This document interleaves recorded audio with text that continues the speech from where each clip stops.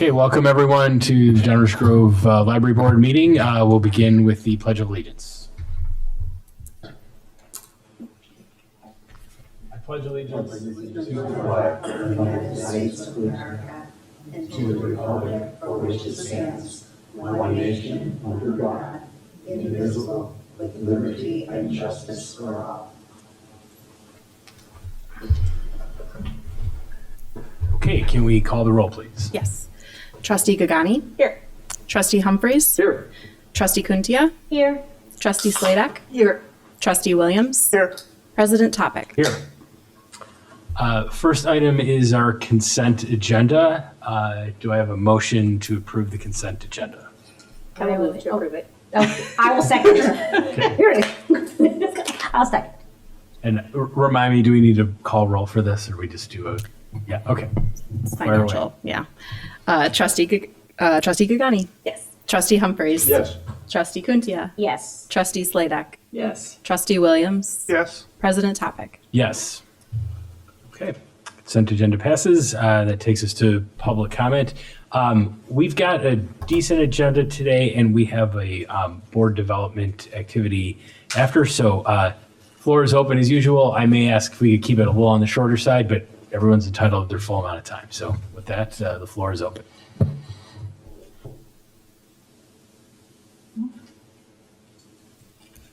No? Okay. Very good. We will move on to the next item.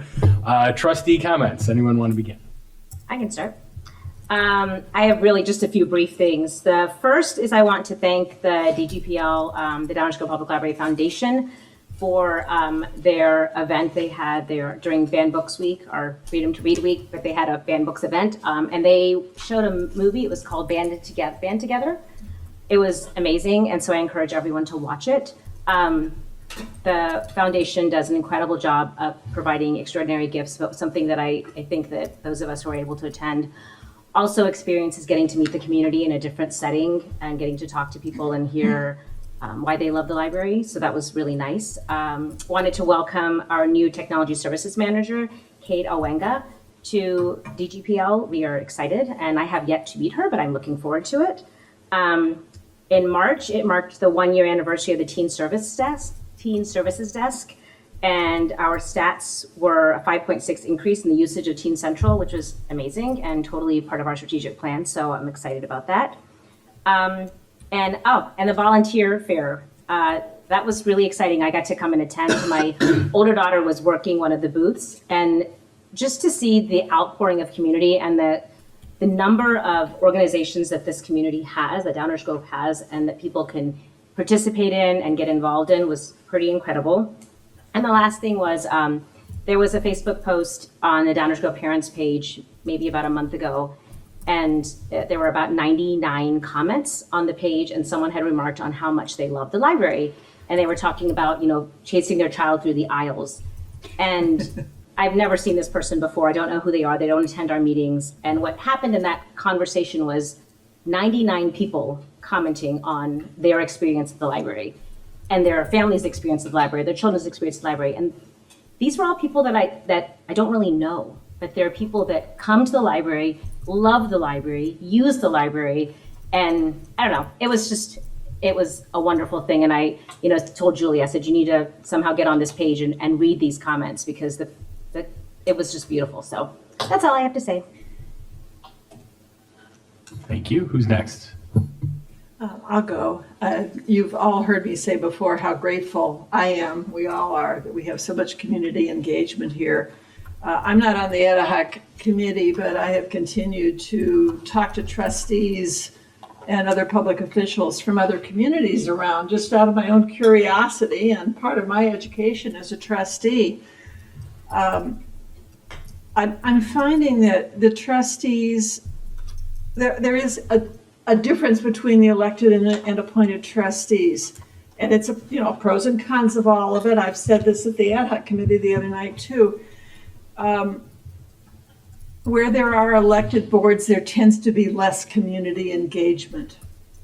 They rarely see anybody at a meeting. They rarely talk with any of the other public officials and any other bodies, be it parks or city council. That can be a good thing. It can be a not so good thing, I think. There just seems to be a kind of a different vibe in that kind of complete separation of the library board. Some communities have had trouble finding people to run for the boards. There have been efforts in some communities to diversify the board, and those have kind of fallen flat compared to appointed boards. So it's been kind of interesting. It's anecdotal on my part. But, as much as sometimes our relationship with the council can get a little bit fraught, we've seen that. It's also nice to know we're all part of the governance structure in the community. We're not operating by ourselves somewhere or being held in disdain or looked down upon because, we're just a bunch of people who are interested in the library. I urge you, go to the websites of other libraries in the area and take a look at their board pages. It's very interesting information, who's on the board, what kind of things they're doing, and so forth. And I think we started doing that before the ad hoc process even came about, but it has added to my depth of knowledge and experience as I look at what's going on with that process. Thank you, Marty. Yeah, I'm going to be very brief just because of our lengthy agenda, but there's been some news since I was last at this table, but everybody knows now, I think, that Julian Billovec will be leaving us next year, and I just want to give, for me at least, the first of probably several brief comments about how proud I am to be a citizen of Downers Grove with a person like Judy Milovec at the helm of our library.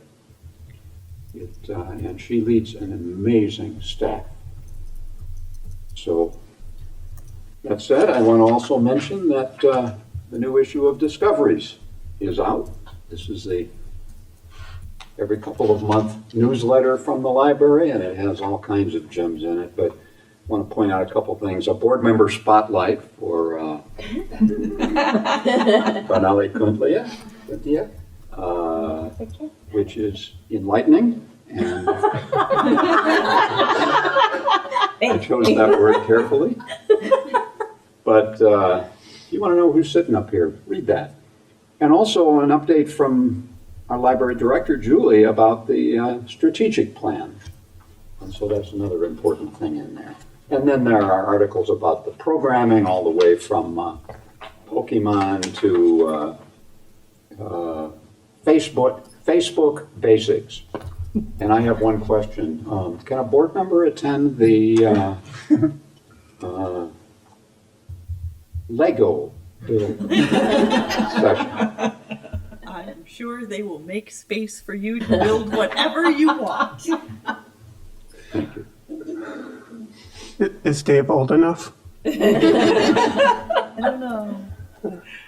I'll start now. So I wore a seersucker suit so you could think it's summer already. Feels like summer from the temperature. I will start with a brief story. Another consultant once asked a managing partner of my firm, "How do you overcome the fear of public speaking?" The managing partner replied with a counterintuitive advice. He said, "The antidote to fear is gratitude. It is with gratitude that I speak tonight." I'm grateful for my fellow library board members for your solidarity and prudence over the last few months. I'm grateful to the library staff for your professionalism and your responsiveness. I'm grateful to the foundation for the reasons that Bernelli spoke about earlier. I also attended that event.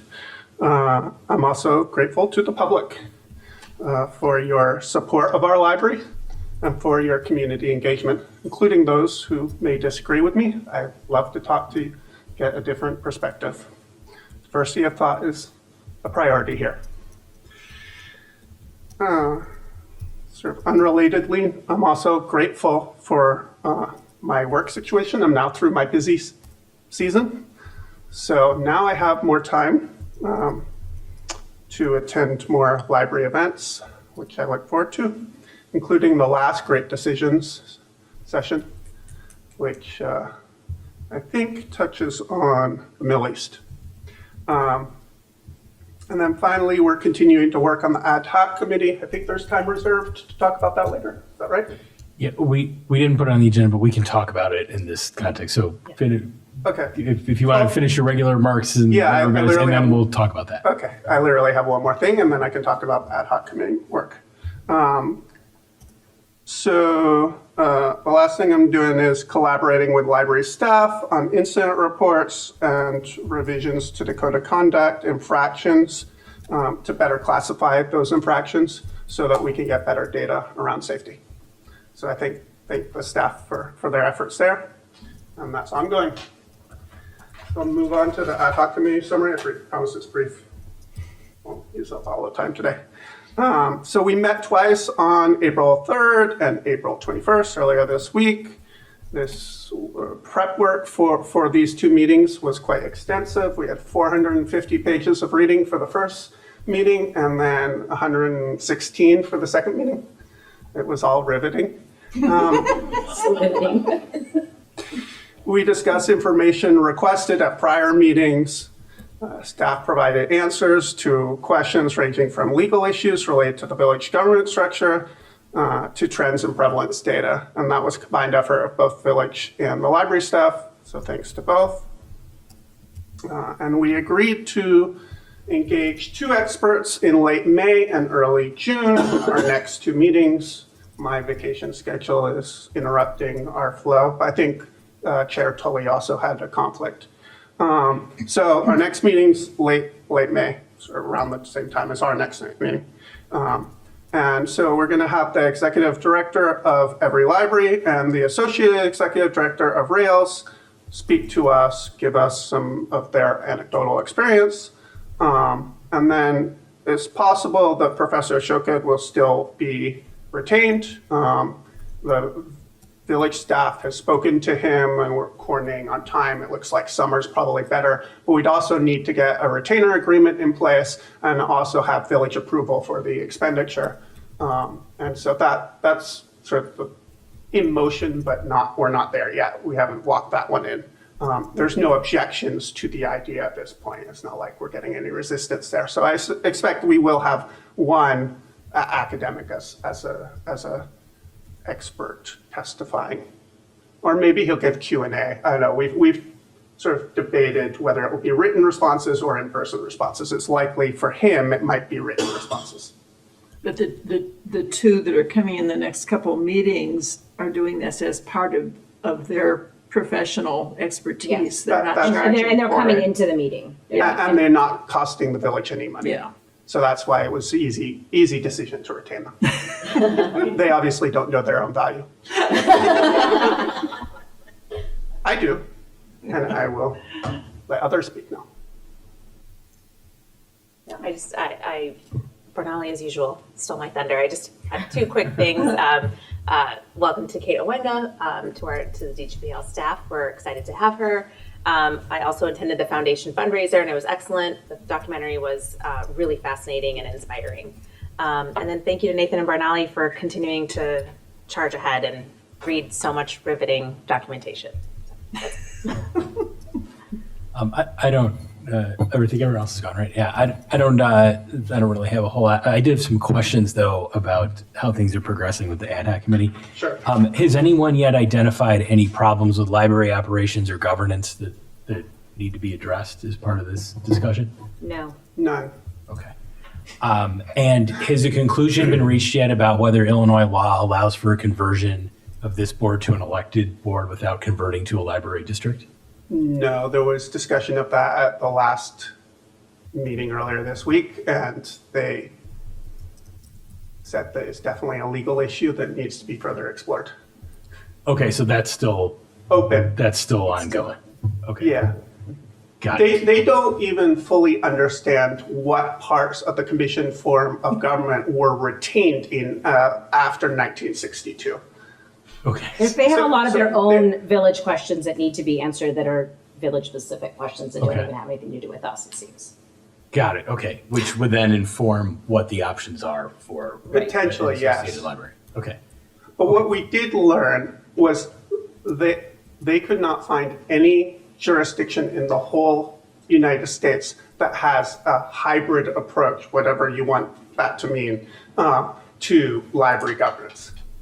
And the absence of evidence is not the evidence of absence, as someone mentioned about weapons of mass destruction. But we, not implying that this would be nuclear.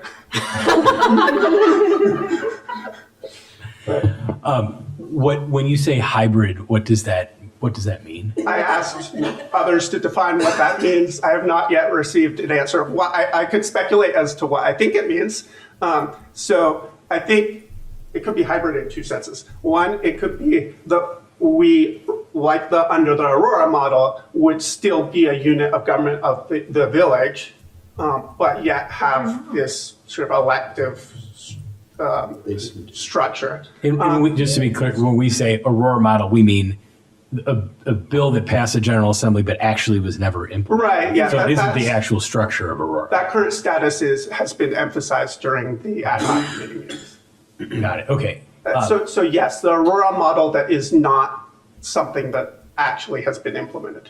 Okay. So the idea of an elected library board with an elected village council, but still with the sort of basic structural relationship we have, no one has found any example anywhere in the United States of that happening.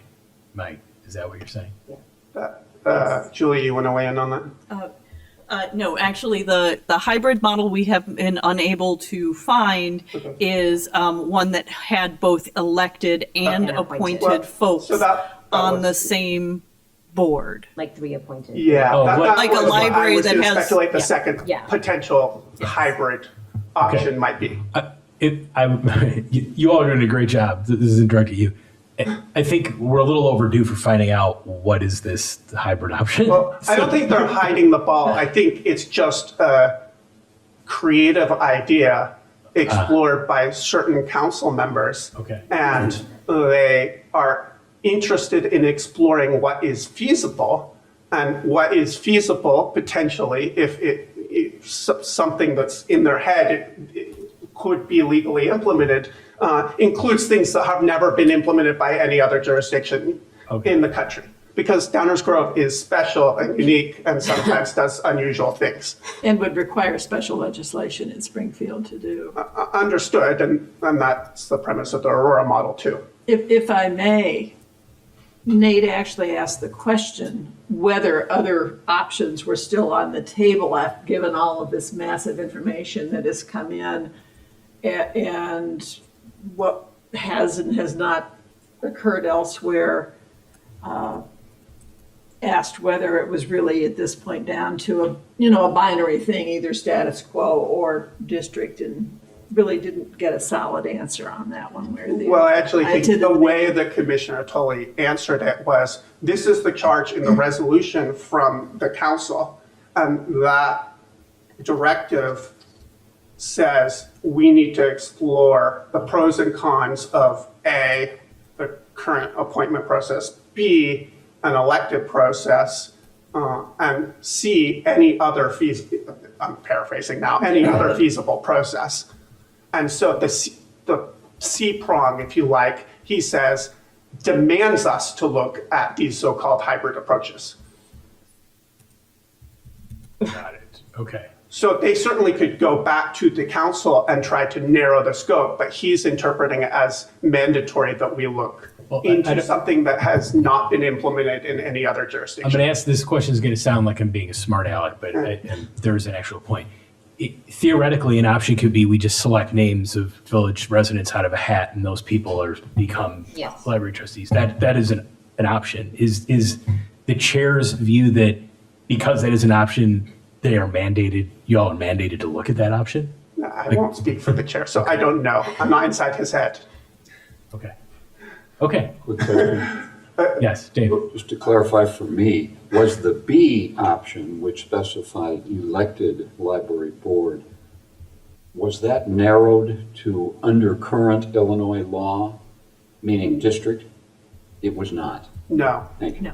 No, and what I was Okay. trying to get at during the last meeting was if it turns out that they can't prove that there is a lawful way to adopt a hybrid approach, and maybe that does require special legislation, and so it is sort of feasible but impractical, then shouldn't we just narrow it to the binary that Marty has alluded to? Because that will make the report simpler and easier for everyone to understand. And in particular, the hybrid approach, if we come up with some hybrid approach that is legally possible, it is going to be something that is not grounded in any prior instance. And so some of the implications of that will be speculative because we don't have an observed experience in the world. And certainly the academic literature is not addressing something that doesn't exist. So I do think there are some issues associated with the hybrid approach, even as an intellectual construct, but apparently we are going to explore it and it will be part of the report. And I think that word hybrid was kicked around a lot at the various meetings leading up to this. You almost could substitute the word novel for it. In other words, is there something else that would be feasible? And my sense of it is that in working with the consultants, some of those things may be winnowed out if we get more information from the consultants on overall information about library governance. So Yeah. I'll speculate about why there's an interest in the hybrid approach is if you have both elected and appointed trustees, then you can frame that as the best of both worlds, and there's sort of a Goldilocks effect associated with that. That some of the explicit downsides of having an elected board then become neutered because you also have some appointed people. You could have sort of diversity of representation amongst the appointed people and then just let the public decide the others through sort of a contentious mechanism. So I think that's one of the reasons why it appeals to them. I would assume there will be some sort of rigorous study of what the dynamics of a board that is comprised of some people who run for election and others who are appointed and how they will all get the business of the library done. Yeah, Yes? I agree. And that would be something that I think would be appropriate to ask Professor Shoka to speculate about. Got it. Okay. All right. Any others? And thank you once again, especially reading the 600 pages of material. in the middle of tax You don't season. even get a degree or anything at the end of that. So Can we make them a certificate or A something? medal. Yeah. there will be some certificate at the end. Definitely. Dreams come true. Okay, I think we can bring trustee comments to a close. On the ad hoc subject, I have a question for Julie, and I will save that for the library director's report, which is next. Which is next? That's me. You all have my written report in the packet, which is on our website.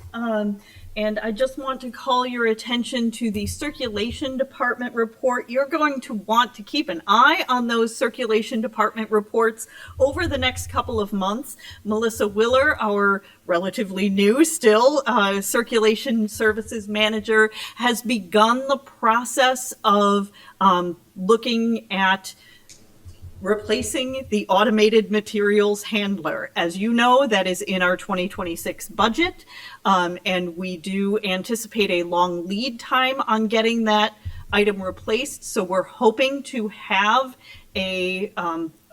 a recommendation to you all by the end of summer, early fall. So you'll probably want to make sure you're following along in the process. They are in the preliminary stages, contacting different vendors, finding out what's available. It is important to note that any automated materials handler will be a sole source purchase. This is not an apples to apples kind of a thing. You will be looking at apples and oranges. So if you follow along in the process in her reports to you, you will understand what they're looking for. She's already gone through and made a list of what features are currently available, what is priorities for them, what different kinds of modules are available, and kind of future things, whether they can be added to, etc. So making good progress there. And let's see. It is spring, so you may have noticed the uptick in incidents with teens in the library, particularly young gentlemen in the 12 to 15 age category. If anyone in our public knows and loves someone in this age category or someone who has one of those in that age category, please remind them that to remind the young people how to behave in public. Unfortunately for the library, this is a cyclical thing that we go through kind of every year from about spring break till just after the first week of summer vacation. We see this uptick in our teen incidents. It's a thing. And then once summer gets underway, it tends to calm down a little bit. And then the last week or two right before school starts, you'll see that uptick again. And then it goes back down as they get settled into their new school year. We may have a little bit longer of that just before school starts this year. In case you do not know, District 58 has an extended summer this year.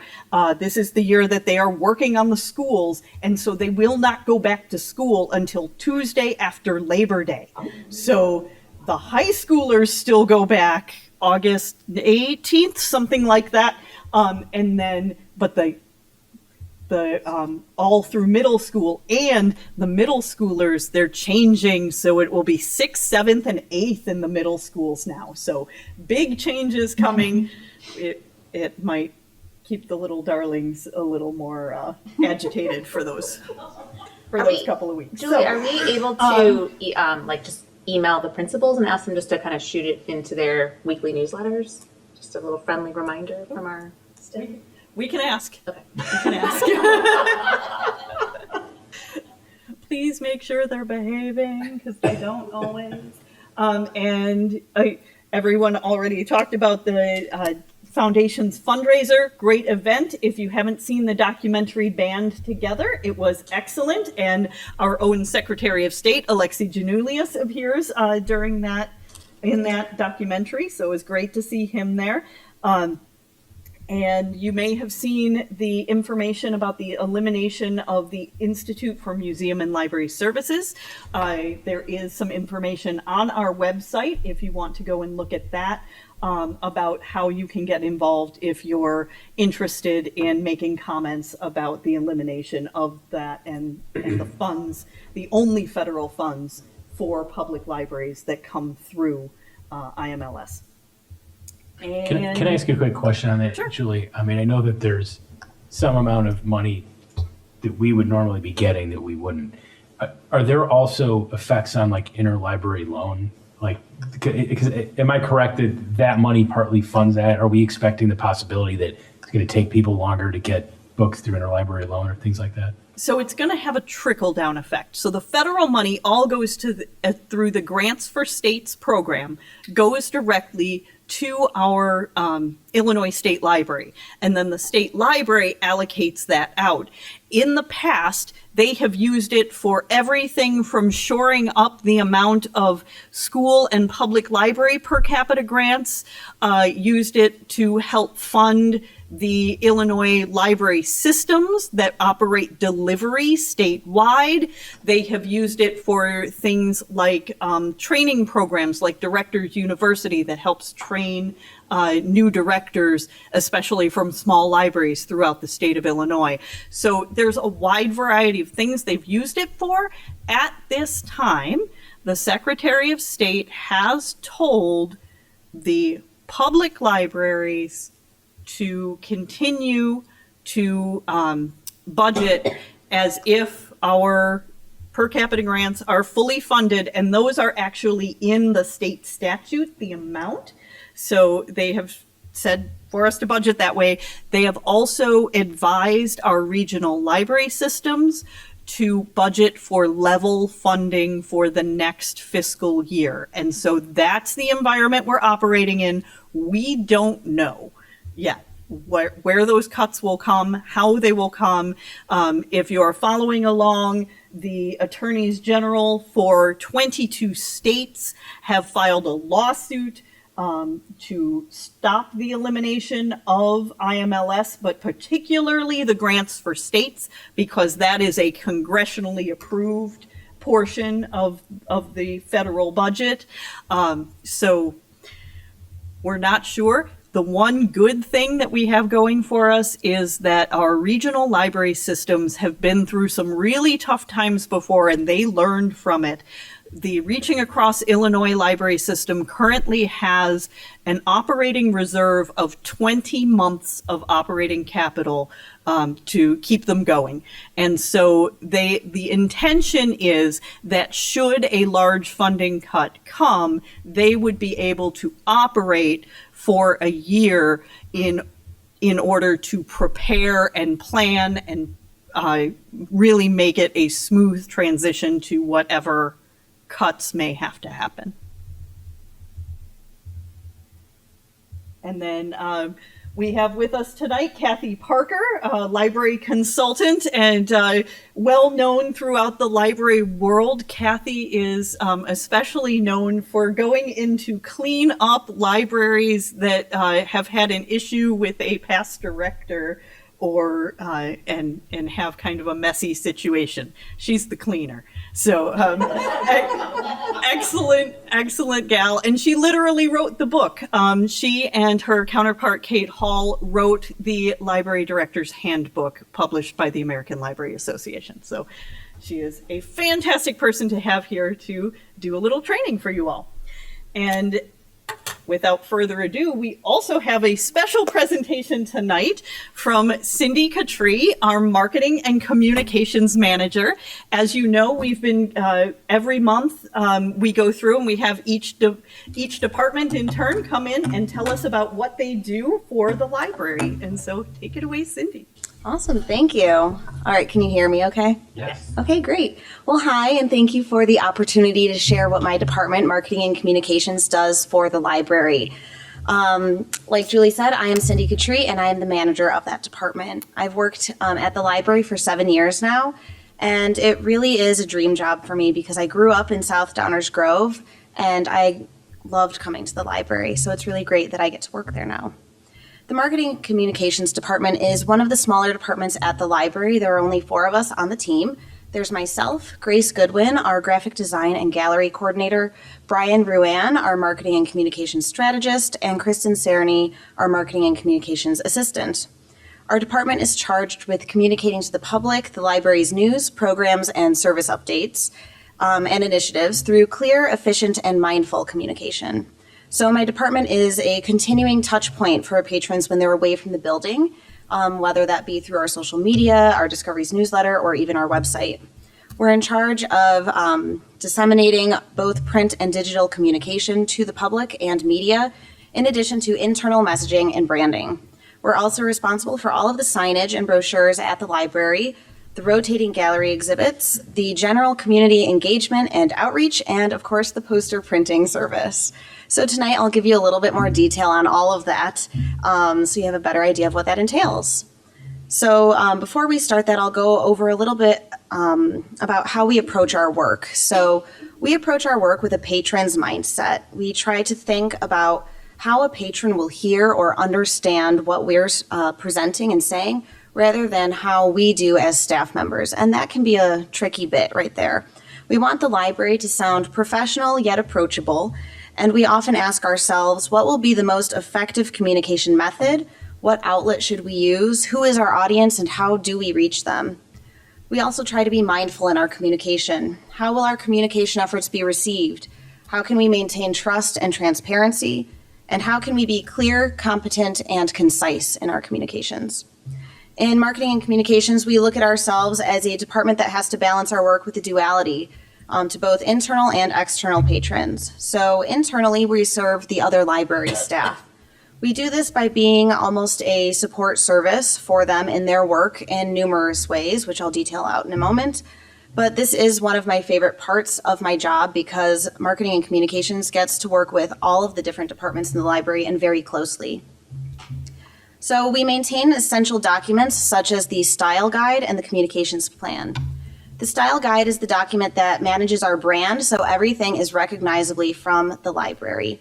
This is one of the most important documents, in my opinion, because our brand is important to keep consistent and protected. A strong brand will help make sure that our community, one, has brand recognition with the library and knows what to expect from us, and two, that they know that the materials they're receiving are trustworthy and that we've signed off on them as the library. The communications plan is also an important document for my department. It organizes and coordinates our communications and marketing efforts. It details our promotional tiers, our hierarchy of messaging, our promotional steps, and our marketing calendar. This is also very helpful for other staff to understand how my department is making our decisions. So one of the most impressive tasks that we oversee is the creation of nearly all of the print materials in the library that the public sees in terms of bookmarks and brochures, instruction manuals, directional signage, and more. We also create original graphics for our services and promotion materials occasionally, which is truly a special touch for our library. Depending on the document or the quantity, we will send things to an external printer and coordinate that process. We also help to maintain all of these documents, and we order refills whenever we need. We make edits as things are updated and changed. Another aspect that we oversee for these documents is the translation of the materials anytime we need multilingual materials. We provide templates through Canva Teams for all staff to use, so that way staff can create their own materials without having to wait for us to do it, but making sure that all of those materials are still on brand and standardized. My department also oversees the signage throughout the library and the branding of the building in general. So this ranges from everything from wayfinding signs to the vinyl on the book drops. We work really closely with other staff to talk through upcoming projects and programs to help them prepare and identify what they might need to make their program a success. For example, the upcoming Americans in the Holocaust exhibit coming in April 2026, and yes, this is a shameless plug in the middle of the presentation. We work with the staff to make sure we know what kind of materials we will need to create for that exhibit versus requests from the Americans in the Holocaust exhibit, because they have very specific standards and guidelines and specifications of what we can do with their materials. And then, of course, we talk to them about how we can make their program a success.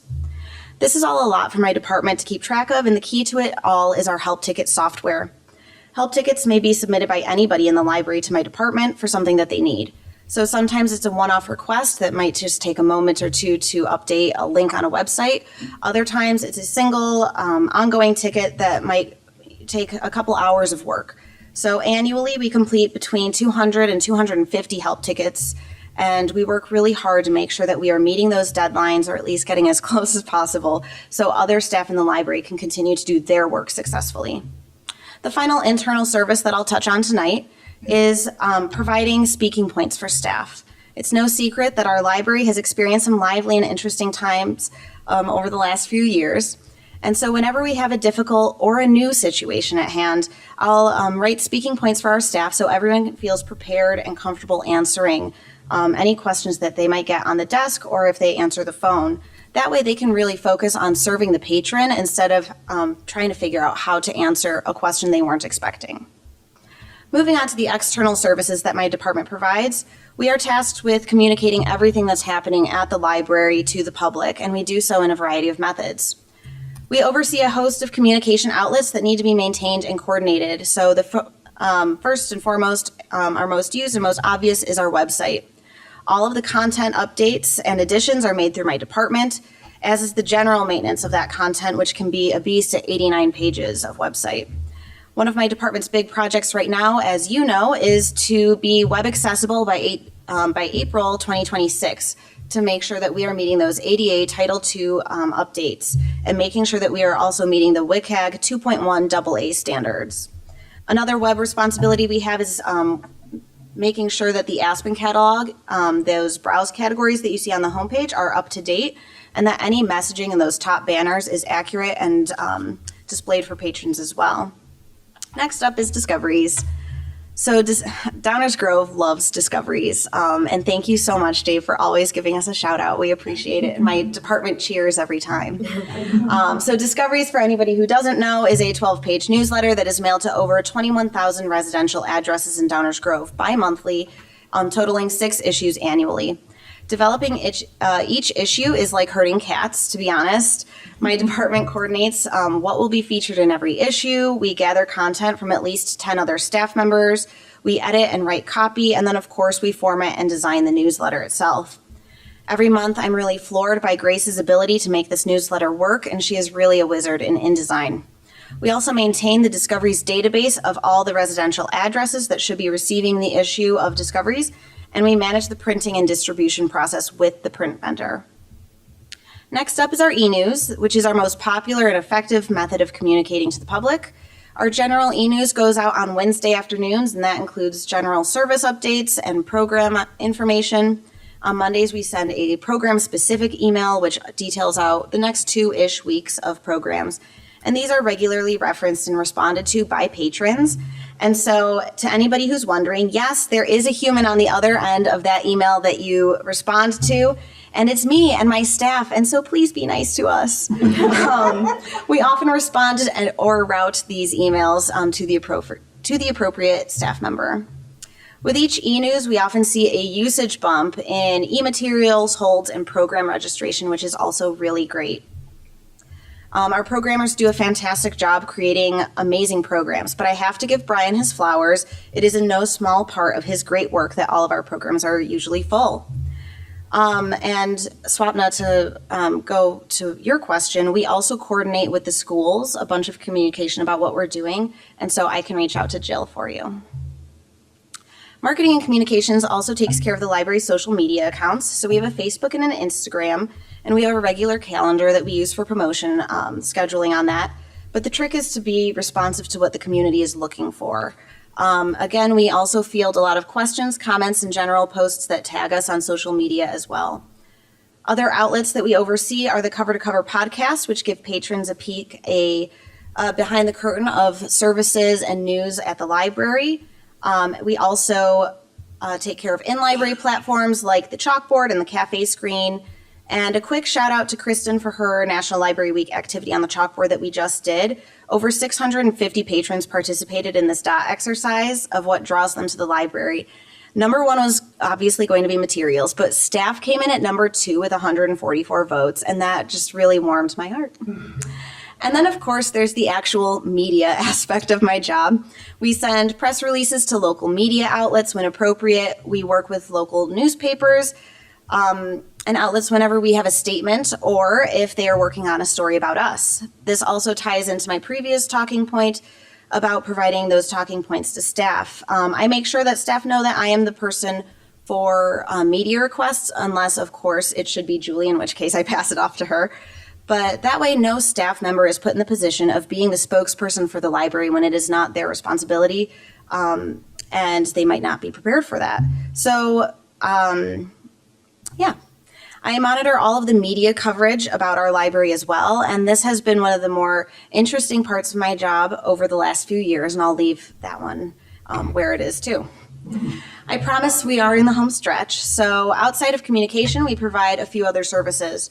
One of them is the poster printing service, where we use our large format printer to complete print requests submitted by community members and local organizations and businesses.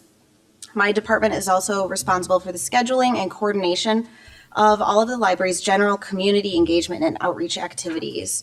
So this includes the concert series, the farmers market, and this weekend's Healthy Kids Day at the YMCA. We coordinate 10 to 15 outreach events from spring to fall, and we are currently looking at where else we can provide these services. It's always a lot of fun, and I welcome any board member to join us, and thank you to those of you who helped us last year. We always really appreciate it. I also brought some goodies, little magnetic bookmarks and stickers if anybody wants some. We help to coordinate our partnerships with community organizations as well. Partnerships often can take a lot of different forms. Sometimes they are more focused on programming, and other times they are more focused on service awareness. But each are significant, and we appreciate how much our community organizations care about our patrons and want to see their services get into their hands. Another way we showcase the community is within our rotating gallery spaces. We have 2 galleries at the library, the Cafe Gallery and the North Gallery, and we feature monthly shows of local artists, all from Chicagoland. We try to have diverse artworks represented, diversity in medium, subject matter, and artist. We feature individual and group shows, and District 99's is almost always the most popular because everybody loves to see the student work. The galleries at the library are the only public art gallery in Downers Grove, and we are really proud to offer public access to art as one of our services. I know I'm about to get the stage hook, but if any of you have any other questions or want to learn more, please let me know. I had a lot that I had to cut out of this, and I even just remembered on my way over that I forgot to mention anything about the annual report, but you know I do that. And by nature of my job, I love to talk, if you can't tell. So please feel free to get in touch, and thank you for your time tonight. Thank you very much. Do we have any questions? I just wanted to say one thing that I think we'll probably be seeing some more PR on in all of your spare time. I went to the workshop for the new hearing loop system because I do wear hearing aids. Wow. There were probably 20 people there, and they brought the whole system in so that we could actually try them. It's fabulous. If you know anyone who's hearing impaired and doesn't like to go to lectures or concerts or that kind of thing, problem solved. It's great, and I'm hoping there'll be a lot of publicity opportunity that we are offering this. I had the opportunity to mention it in a podcast that I was on recently about libraries. You know, somebody said, "So what's new at your library?" And I had just attended the workshop. Fantastic. So that's going to be really cool. Thank you. I know that we are looking at putting in a little description about the hearing loop in almost, I think, every program description too. So that way people know that it's available if they're not familiar with our facilities. Thank you. Other questions? Okay, well, thank you very much. Thank you.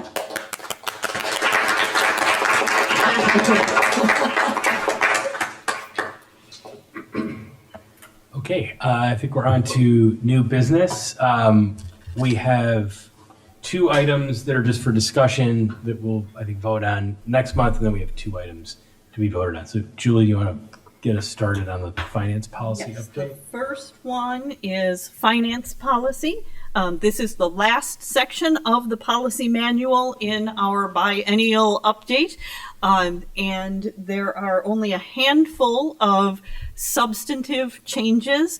The first and foremost is a request to increase the amount that I can allow designated staff to approve, increasing that from $5,000 to $10,000.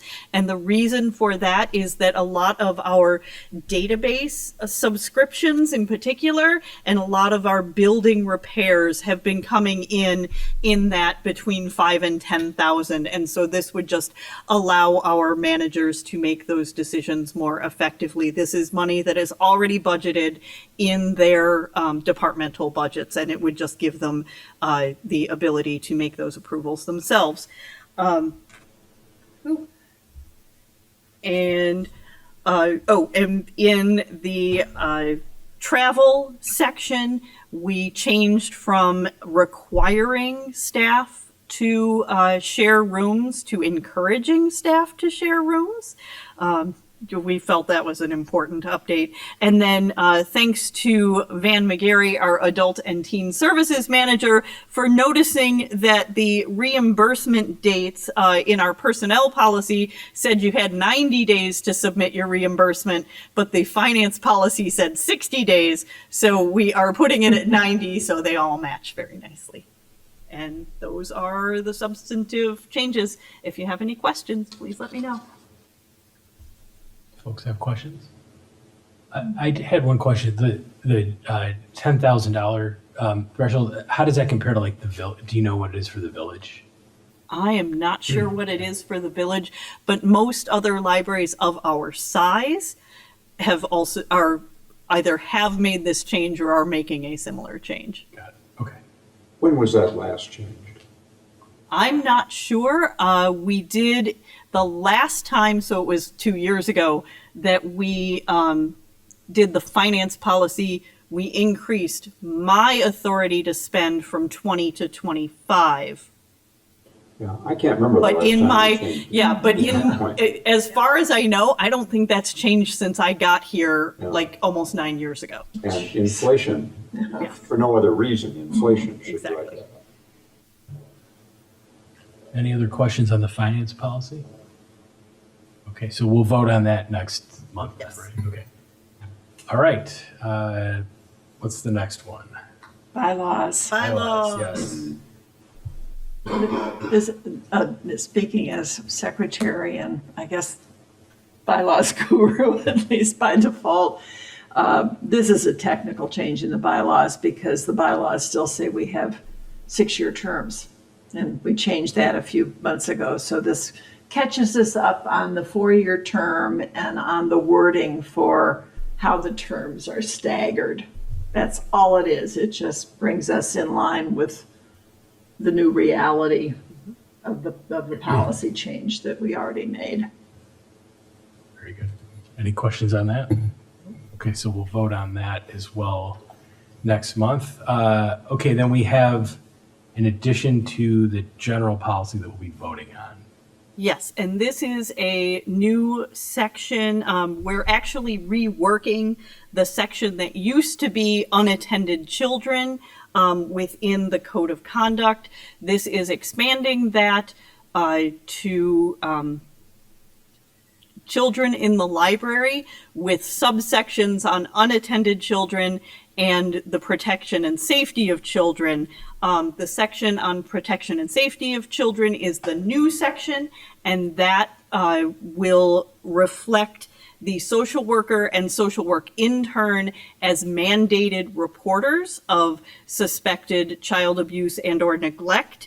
It also states the indemnification of other staff for voluntary reporting of suspected child abuse and or neglect. We did gather sample policies from our fellow libraries with social workers and based this policy on some of their samples. It's been reviewed and it's hopefully ready to go and meets with your approval. The remainder of the policy is just restructured a tiny bit. Do we have any questions on that? Can I get a motion on this, on the bylaws amendment? The general policy. Sorry, on the general policy. Thank you. I move we adapt the changes in the general policy as proposed. Second. Okay, call the roll. Trustee Gagani? Yes. Trustee Humphries? Yes. Trustee Kuntia? Yes. Trustee Sladak? Yes. Trustee Williams? Yes. President Topic? Yes. Okay.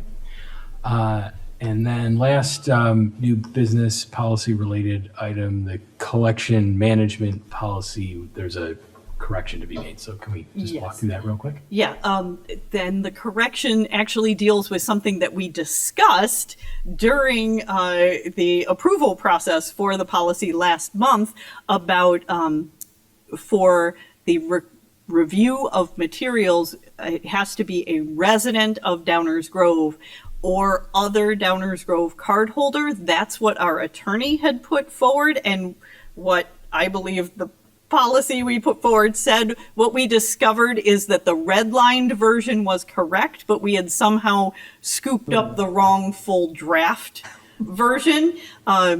So it is correcting it from Village of Downers Grove or Downers Grove Public Library card holders to the attorney approved language of Village of Downers Grove residents or other library card holders. And so that also includes things like our non-residents who hold cards, our business cards, things like that. So the holders, any of those card holders then have the right to. Yes, as well as ask our for- residents. Okay. I move that we make that adjustment to be in line with the attorney's recommendation. Will second. Okay. Trustee Gagani? Yes. Trustee Humphries? Yes. Trustee Kuntia? Yes. Trustee Sladak? Yes. Trustee Williams? Yes. President Topic? Yes. Okay, that passes as well. One more item, unfinished business that we'll be taking action on is executive search firm RFP. And I did send that out to all of you for your review and feedback. I did not get a whole lot of feedback. It is based on samples from other libraries. The timeline, all of the dates in it are kind of placeholders. It was my best guess on if you approved it tonight, what we could send out. There is also a list of identified library executive search firm or other executive search firms that have done searches for libraries in the greater Chicagoland area semi-recently. The first half of those listed are those recommended by other libraries. The rest are just others that we had identified. And so I'm looking for your direction on this. I had one question. So whether we do a sort of more local versus a nationwide search, am I right? We do the RFP, we find the right consultant, and then they help us make that decision now. Yes. Is that correct? Yes. Okay. I had one question, just to clarify. You have Dieters and Todd on this list, and as I recall, don't they operate just regionally? Yes, but they can cast the net a little wider. Okay. And these are on the list as just examples of Yes. folks we found. So will we specifically send the RFP Yes. to them so they're aware of it? Yes, we can if that is the board's desire. Having been through this process a few times, I was particularly interested in reading the description of the Oak Park process. They had a little different situation than we have, but I thought that their description of the process, their public description of the process was not only smart, but very helpful. And I factored that into while I was reading the RFQ or whatever you want to call it. And I couldn't find anything to add. I thought it was very thorough. Mm-hmm. I appreciate your work on that. This is a request for proposal, I guess. It's a request to a company to make a quote to us about what they will do. And it shows in general what we're looking for. But if any of these consultants, and I highly recommend we use them, one of them, if any of them have additional things through their experience that they think we need, they will tell us. And so as a starting point and really a very thorough listing of things that I would be looking for in a consultant, I found it was very good, and I thank you for that. I also appreciated the description for Oak Park because it is recent, it is regional/local, and it was very clear in that what the role of the consultant was when they stepped in and out, what they did. So we appreciate you including that as part of our packet. my thought on this, as with hiring any kind of a consultant, is you cast as wide a net as possible. And there will be some of these who will eliminate themselves for various reasons. They don't have the staff, or they don't have the interest, or they're too far off our map, or, whatever it might be. And I'm figuring if we send out to this number of firms, which is like There's 12, 15, yeah. We'll probably end up with 5 or 6 that we can look at to narrow down from. So I think we need to contact all of them that you've done the research on. Sure. Did I put that in a motion?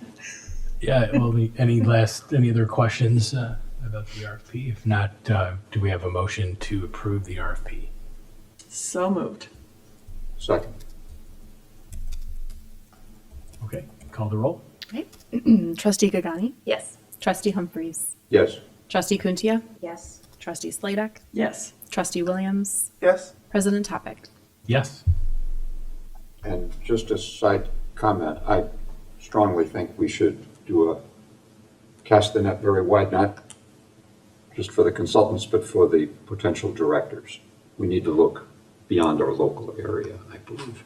We've done that very successfully over the last several directors, and it has served us well. We've sometimes found a local person, and sometimes we have found a person at the other side of the country. And in all cases, we've been well served. Very good. And now Cindy and her team will get it up on the website in addition Thank you, to Cindy. us sending that out to the entire list. Okay, and that then will have a cutoff of, is it May 15th? Yeah. Got it. Okay, so then what would you anticipate in a timeline of when we would be selecting the consultant? It really depends on how you all choose to go forward with paring down. How many do you get? How do you decide to pare down? And who do you interview? So whether you decide that you want to, as a full board, interview each of the selected. So I know that Swapna was going to work with me on this, so I figured that she and I would probably work on putting together some sort of rubric for evaluating those proposals as they come in and getting that back out to you once those are available.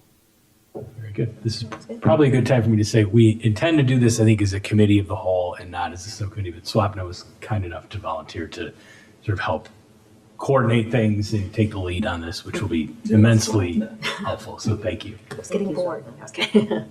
I keep coming up with sidebars, but I've said this before, but the thing that makes this search pretty unique in my history on the board anyway, which goes way back, is our director can help us with this process, our current director. In all of the other cases, the director left, and then we started searching for a new director, and we are blessed to have her help us. Okay. And thank you, Julie, for that. Okay. I think that concludes the agenda. We don't have an executive session, so we're ready to move on to the board training. This is open to the public. Folks are welcome to stay if they'd like to. I don't know if you'll find it interesting or not, but we're still in an open meeting. Yes, we officially adjourn this meeting and then we'll reopen as a committee of the whole. No action will be taken. And we're staying here to do it. Is it? Back room. Got it. We Okay. got our special room. Okay. Trust me, Kathy's got some fun things for y'all Okay. to do. Yes. All right. Very good. Well, with that, then our meeting is adjourned.